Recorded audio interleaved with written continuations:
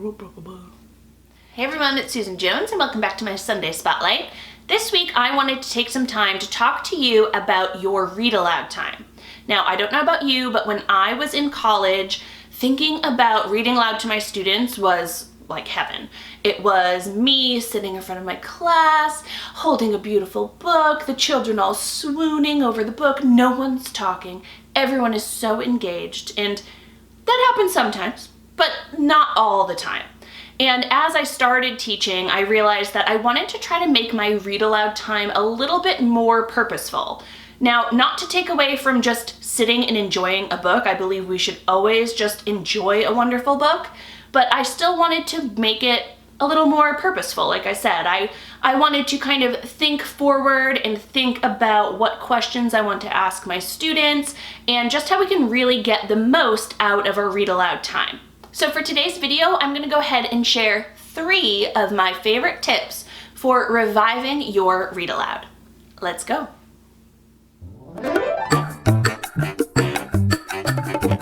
Before I dive in, I want to go ahead and share a couple of reasons why I love using read alouds in the classroom. I'm sure every teacher loves doing read aloud time. I really have not met a teacher that doesn't love the read aloud. But especially as a first grade teacher, one of the main reasons I loved it was because my first graders, they can't access a lot of the books that I can read aloud to them. But just because they can't read them doesn't mean they can't comprehend them. So when I get to read these rich read aloud texts, they are getting to practice skills that they can't when they are just decoding text on their own. So I love that it gives them access to higher level texts. Secondly, I love read aloud because during a read aloud time, students get to watch you model reading aloud in the correct way. Meaning they get to hear your voice as it goes up at the end of a sentence with a question mark. They get to hear your expression and your intonation as you're reading. I love when my students are watching me read a book and they're listening to me, and then I see them later, maybe during partner reading, and they have the same book I read aloud and they're reading it the same way I did.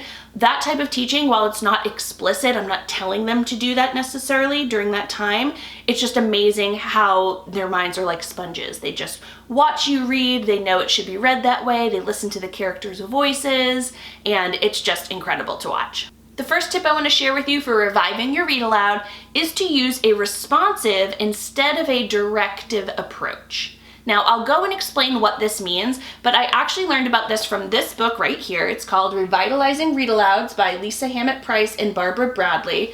I read this a few years ago, and it's actually called Interactive Talk About Books with Young Children Pre-K through 2.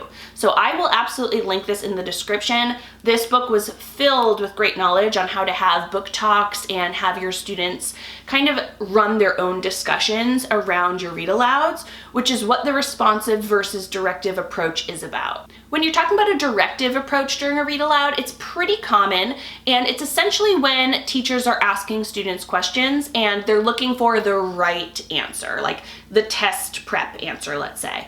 And so if I were doing a read aloud, I might pause and I want to check in with my class and say, okay, who can raise their hand and tell me who the main character is in this story so far? And I'm looking for an answer, and let's say Susie raises their hand and they say, oh, the main character is Chester the mouse. And then my directive approach would be like, yes, exactly, that's great. And then I go back and read the text. For a responsive approach, instead of just looking for that right answer, kind of, validating that they are correct and then moving on, I want to try to pose my questions, or at least my responses to their answers, and I want to respond to them with comments. I want to ask the class if they have any other ideas, if they agree, disagree, and why. So I could still ask the same question and ask, who's the main character in the text so far? And my student might say, oh yes, it's Chester the mouse. But instead of me just saying ding, ding, ding and moving right on, I could ask, oh, why do you think it is Chester the mouse? Or does anybody else think it's Chester the mouse? How do you know that? What in the story is telling me it's Chester the mouse? And just asking these probing questions and getting a conversation around that question going is more of a responsive approach to the read aloud lesson. Now, another part of the responsive approach is to really listen to what students are saying and to kind of join in on their conversation and follow that student-led path. Meaning, sometimes your students might go off on a little bit of a tangent. If there's a story about a cat and they're like, oh, I have a cat at home. We all have been there, we've all done that. And instead of just immediately cutting them off and saying, okay, but is that related to the story? No, let's go back to our text. That would be very directive. Instead, we might say, oh, is your cat anything like the cat in the story? And that way we're still kind of letting that student guide and letting them make that connection and keep that connection that they created, but still gearing them back towards the story. If that student doesn't come back with a response and it's nothing like the text, that's okay. We can still listen to their comment. They've kind of gotten it out in the air, and then we can guide them back to the story. My second tip for reviving your read aloud is to really focus on the skill you want to teach first instead of just the book you want to teach. Now, I love a seasonal read aloud more than anybody, and if you do enough work, most of the books you can find, you'll be able to find a great skill to teach with it.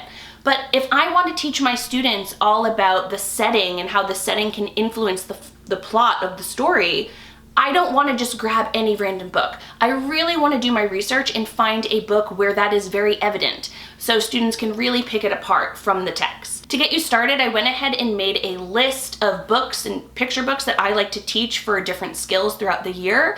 I'll go ahead and link those down below. They are all the ones that are included in my interactive read aloud units.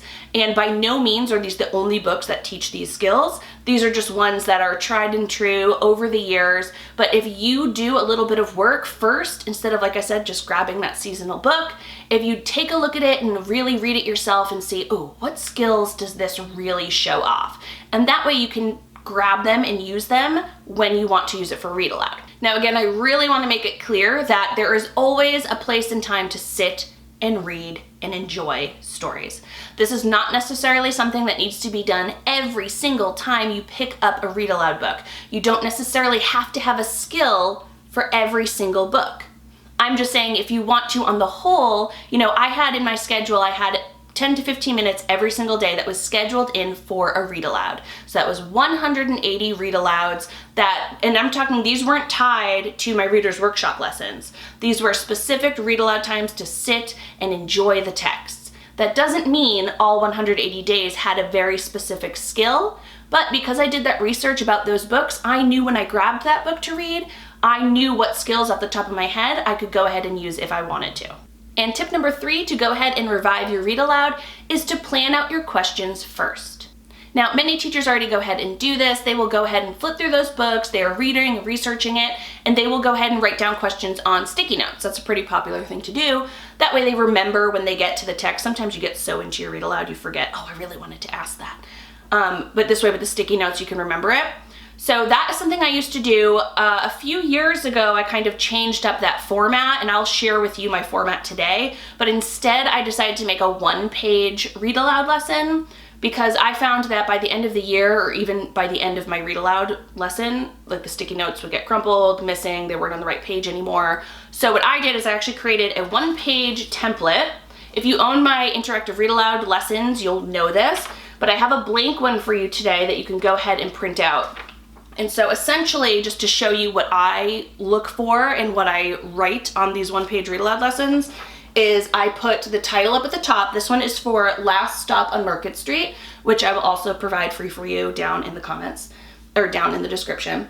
And I like to really teach theme during Last Stop on Market Street. So this read aloud lesson, I will talk a lot about the theme of the story, but I will also talk about other things like vocabulary and imagery, and things like that. So once I've decided what my skill is that I'm going to teach for that book, I go ahead and have terms to define. So I know that before I read this book to my students, I might want to scaffold and give them a couple of these definitions, and I will explain what theme is, moral, and central message. So we could talk about the moral of the story, the central message of the story first. And then I always just write a little preview. Now, this is unnecessary if it's just for you, but I actually use these a lot with subs. So I will go ahead and write a little preview. So it says, Last Stop on Market Street is a story by Matt De La Pena. It is about a little boy named CJ who takes the bus home with his grandma after church. As I read this story, I want you to think about what Matt De La Pena wants you to learn from this story and what the theme may be. Maybe we can figure out why he wrote this book. So that is something I would read aloud or basically paraphrase to my students. It gets them thinking about the theme already before we start reading. And like I said, if you have a sub, it's a great thing to have there for them. Unnecessary for yourself if you don't want it, but something I include. Then on the big side over here, as I read my stories, I go ahead and I actually sit next to my computer the same way I would with my Post-it notes. And as I get to a page where I want to ask a question, I just go ahead and type what page it's on and I type the question. So for instance, there's a dedication page and I usually do a modeling one first where I'm not actually asking a question, I'm just modeling something. So I would write on the dedication page, it says, it seems that the author and illustrator are dedicating this book to their grandmas. They must be very important to them. I wonder how that might influence the story. So I'm just thinking aloud. Obviously the story is about CJ and his grandma. So I think about that first just to get that in their heads. And then as I continue, page 3, 12, 18, 22, and 25 had a bunch of questions that as I was reading, I noticed that I wanted to really ask my students these. And I will write a lot here. I might not ask every question, but this is just me, again, doing the homework and thinking of the questions I want to ask my students first. So that way, when I go ahead and grab that book, I have a read aloud lesson right here ready for me to go. That might seem like a lot of work, and I'm not saying you need to do that again for every single read aloud that you do, but throughout the years, if you wanted to go ahead and when you have a great question, or if you notice that your class really responds to a question or really gets it, you know, that light bulb kind of goes off, you might want to just write that down and remember it for years to come. So just to reiterate, my 3 tips for reviving your read aloud are: number 1, try to have a more responsive approach during your read aloud instead of a directive approach. Number 2 is to go ahead and think about the skill you want to teach first instead of just the story.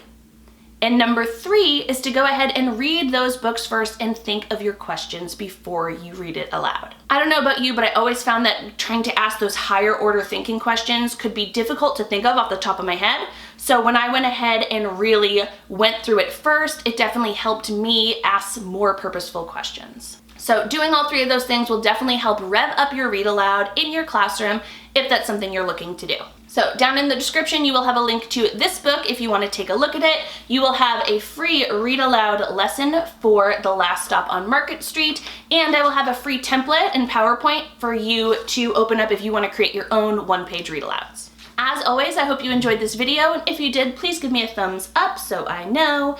And if you have any questions, leave them in the comments down below and I will answer them for you. I hope you have a great week. Make sure you're subscribed to my channel and click that bell. That way you're notified of every new week's video. See you later. Bye.